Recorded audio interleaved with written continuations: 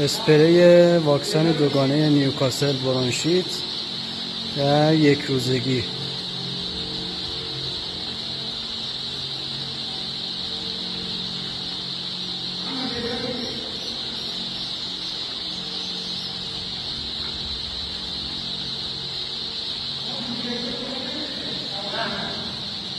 یکی از روش‌های واکسیناسیون اسپره هست.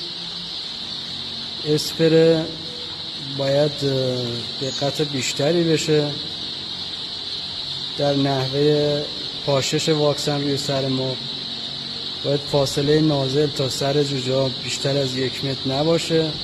زاویه پاشش خیلی مهمه و باید طوری باشه که کامل کل حجم جوجه‌ای که در کارتونا هست واکسن همه رو پوشش بده.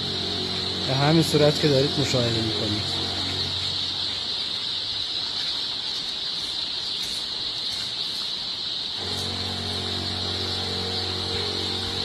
یکی از بهترین روش‌های واکسیناسیون همین روش اسپری کردن میباشه.